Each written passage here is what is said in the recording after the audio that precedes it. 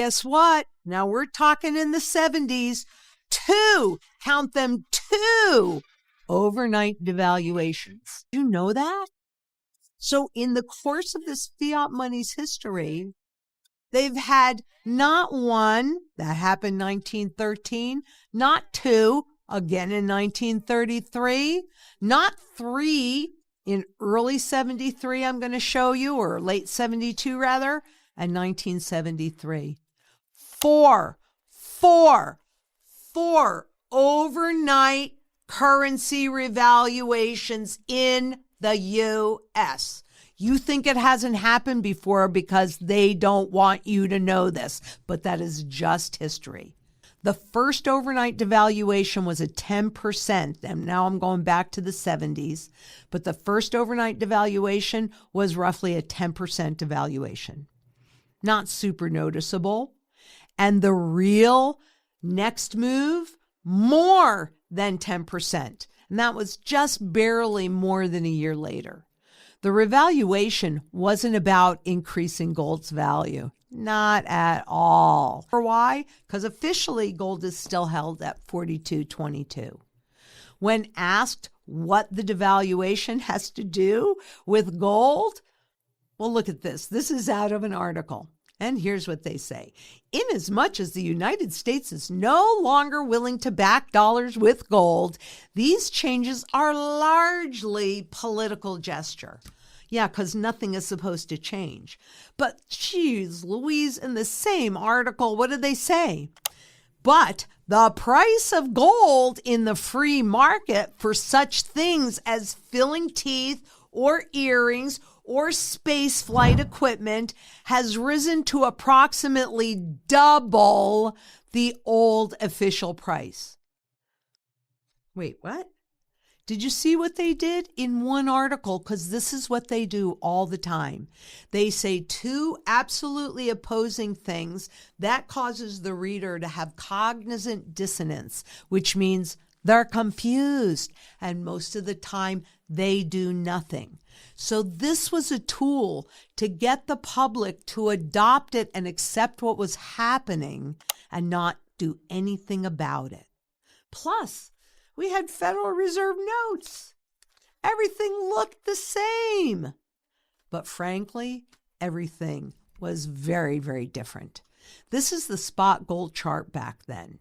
This slide shows the spot gold price rose from $40 to $100 as the spot contract was just beginning to test its wings.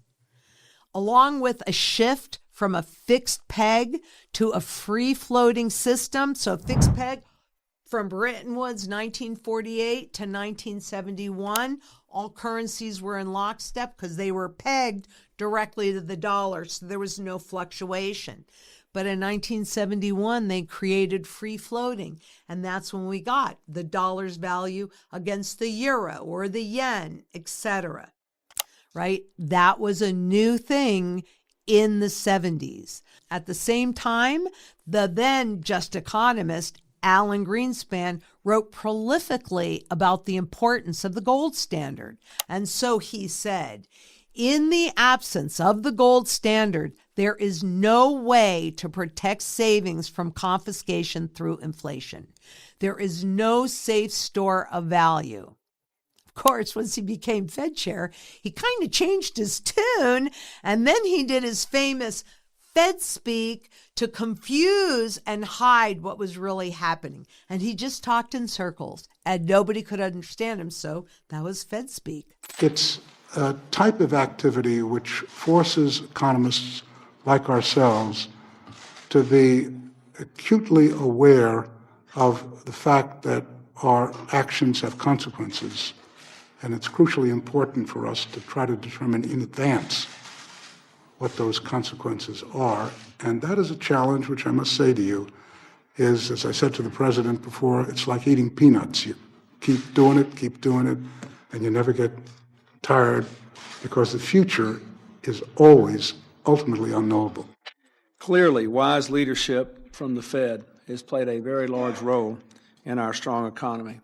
But what I'm really hoping is that you recognize those same patterns that is happening today. Those cryptocurrencies and how they're created and managed, that programmable money, that's like Fed speak. As I said to the president before, it's like eating peanuts.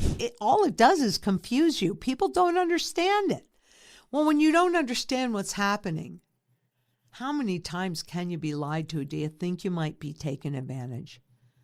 Has the global de-dollarization movement been stopped by this Genius Act that seeks to create that new artificial market for dollars and treasuries? Well, we're certainly about to find out. But the BIZ, the Bank for International Settlements, which is a central banker's central bank, they tell us, again, I remind you, that unlike currencies, unlike debt, which is simply a claim on foreign governments or institution, gold kept at home is not subject to political manipulation, and it is the only financial asset that runs zero counterparty risk. And frankly, those are things that are very, very critically important today, don't you think? Today, we are on a new monetary path. If we do nothing, we will be in a fully programmed, controllable surveillance economy where you will own nothing, which is what we were warned about by Thomas Jefferson and more recently by the World Economic Forum. But if we come together, we can demand, we can get our power back. And I say, look in the mirror and ask yourself, if not me, who? And if not now, when?